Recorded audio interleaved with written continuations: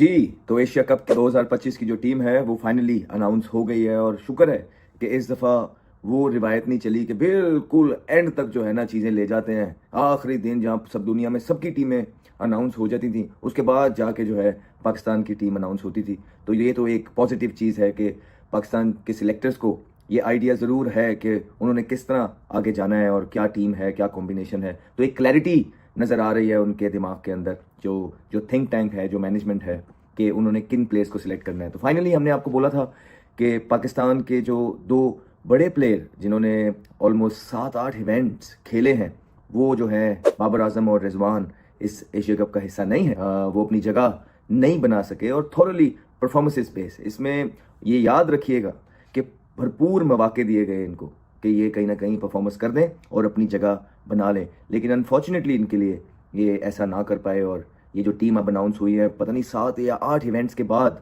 जो है इन दोनों के बगैर पाकिस्तान कुछ खेलने जा रहा है। और याद रखिए कि जब इनके साथ भी रिसेंट पास्ट में पाकिस्तान खेल रहा था तो पाकिस्तान सेमीफाइनल्स के लिए क्वालिफाई भी नहीं कर पाया। पीछे 2 दफ़ा ऐसा हुआ है कि क्वालिफाई भी नहीं कर पाया। तो डिक्लाइन की तरफ परफॉर्मेंसेस थी ओवरऑल टीम की, खाली इनकी नहीं, सारों की जो थी नीचे थी। तो टीम के अंदर देखिए बहुत ज़्यादा पॉजिटिव्स हैं इफ़ यू आस्क मी।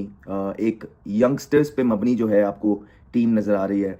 और फ़खर ज़मान, जिस तरह हमने आपको पहले भी बोला था कि फ़खर ज़मान की इंजरी जो है वो इतनी बड़ी नहीं है और वो वापसी आएंगे एशिया कप के लिए। और आप देख लीजिए कि वो ट्राई सीरीज़ और एशिया कप में वापसी हुई है। कुछ लोग ये भी प्रोपेगेंडा कर बैठे थे कि नहीं नहीं वो फ़खर ज़मान तो गया, अब लंबा गया, वो नहीं खेल सकता। नहीं, फ़खर ज़मान ना सिर्फ हैं बल्कि आई वुड से कि एक ह्यूज रिस्पॉन्सिबिलिटी कैरी करेंगे अब वो अपने शोल्डर पे, क्योंकि एक जवान टीम है और फ़खर ज़मान इस बैटिंग लाइन के अंदर एक वाहिद सीनियर प्लेयर है।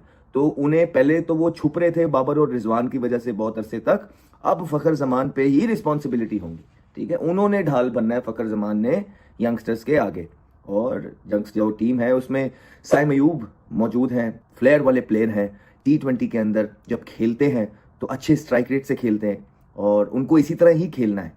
ठीक है, परफॉर्मेंस होना ना होना ये बात की बात है, लेकिन ये उनको याद रखना है कि अब उनको जो सिलेक्ट किया गया है वो इसलिए किया गया है कि वो एक एग्रेसिव प्लेयर है, तो उनको पावर प्ले का भरपूर फ़ायदा उठाना है। और दूसरी तरफ आप देखें Sahibzada Farhan I think number 1 choice है इस टाइम।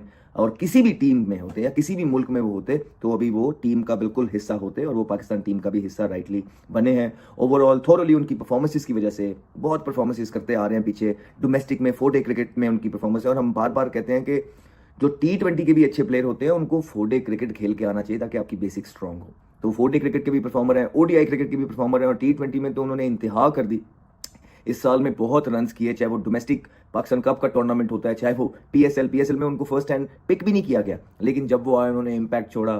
ठीक है, और बहुत सारे सेंचुरियां उन्होंने बनाई हैं इस साल के अंदर T20 के अंदर। फिर शेन वॉटसन, क्रिस गेल के साथ जो है उनके रिकॉर्ड्स के ऊपर नीचे वो आए, इन बड़े बड़े प्लेयर्स के साथ नाम उनका जो है लिया जाने लगा। और उसके बाद उनको जब फाइनली जाके, पहले तो मौका भी नहीं मिलते थे, जब मौका दिया वो भी इतने अंडर प्रेशर तरीके से मौका दिया कि अपने यंगस्टर्स को गिराने की कैंपेन्स भी चल रही हैं मार्केट में। ठीक है, तो उन हालातों में अगर ये बेचारा 2 मैचों में कुछ ना करता फिर बाहर हो जाता, लेकिन अल्लाह ने इनका साथ दिया। एक हमारे प्लान होते हैं, एक अल्लाह के प्लान होते हैं।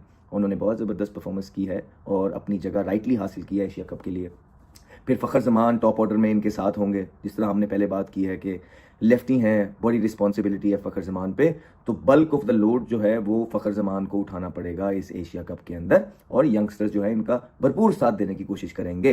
फिर मोहम्मद हारिस, बड़ी डिबेट होती है जी मोहम्मद हारिस की सिलेक्शन पे या ये कैसे हैं। देखिए कि मोहम्मद हारिस का एक सिंपल सा फंडा है, एक तो कीपर है, अच्छे कीपर है। ठीक है, आपको कीपर चाहिए होता है। फिर निडर हैं, इसी निडर होने की वजह से तो आपने फ़खर ज़मान को आप सबने इतने चांस नहीं दिए। नहीं तो आप निकाल के देखें ना उनकी परफॉर्मेंसेस T20 में, तो जो फ़खर ज़मान दलेरी पे जी मारते हैं, पे इतना खेलते हैं, ठीक है, अच्छी बात है, टीम में होने चाहिए वो, तो फिर ये क्यों नहीं, ये दलेरी पे क्यों नहीं, इन पे इतनी क्यों? क्योंकि कैंपेन चल रही है, किसी और की जगह ले रहे हैं इसलिए। तो ये दोहरा मजाज जो है ये हटाइए, या तो उस टाइम फखर जमान को भी गलत सपोर्ट किया था आपने ये 10 साल तक अभी तक, या तो फिर अब हारिस को भी सपोर्ट करनी है। सिंपल सी बात है, नडर है, कम बॉल लेते हैं, इंपैक्ट छोड़ते हैं, 10 बॉल खेलेंगे तो 25 रन किए होंगे, ठीक है, 150 से ऊपर के स्ट्राइक रेट से खेल जाते हैं वो, तो वो इतना बर्डन बोझ नहीं है टीम के ऊपर। कीपर तो खेलना ही खेलना है ना, कीपर तो खिलाना है, तो कीपर वो क्यों ना खेले जो बोझ नहीं है, और नडर है और दरियाई और दूसरों का, क्योंकि पाकिस्तान इतने ऑलराउंडर से जाता है तो उनका ये है कि वो आना जाना भी अगर हो जाए तो इतना फर्क नहीं पड़ता क्रीज के ऊपर। हाँ, अगर कर गए 50